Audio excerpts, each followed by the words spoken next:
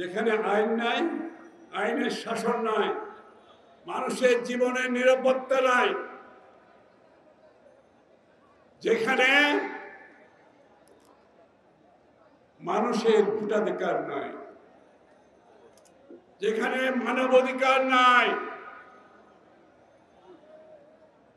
যেখানে গণমাধ্যমের স্বাধীনতা নাই, যেখানে বাক স্বাধীনতা নাই,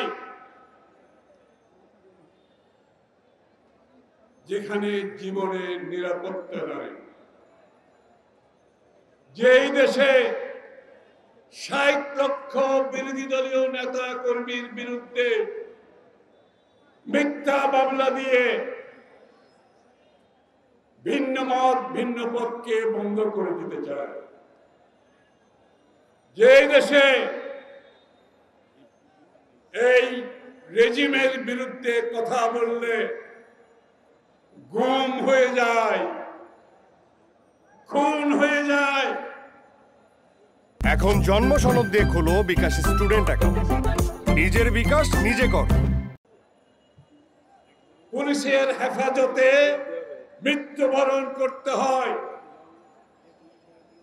জেলখানায় বিনা চিকিৎসায় মৃত্যুবরণ করতে হয়। সেই দেশে শুধুমাত্র কি প্রতিবাদ করে এখান থেকে বের হওয়া যাবে? শুধুমাত্র প্রতিবাদের মাধ্যমে বের হতে পারবো? তাহলে আমি সেই কথা আবার মনে করিয়ে দিচ্ছি, যেখানে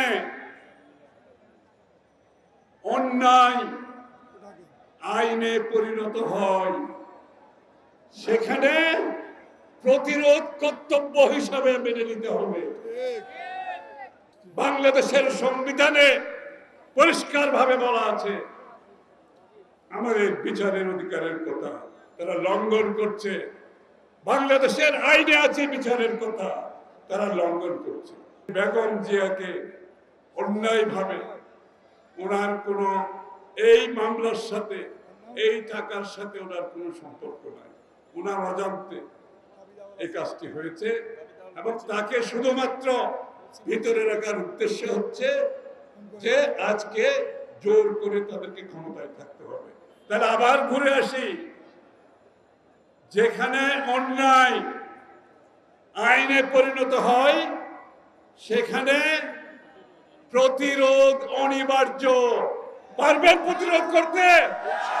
পারবেন প্রতিরোধ করতে? প্রতিরোধের মাধ্যমে দেশনেত্রী বেগম খালেদা জিয়াকে মুক্ত করতে হবে।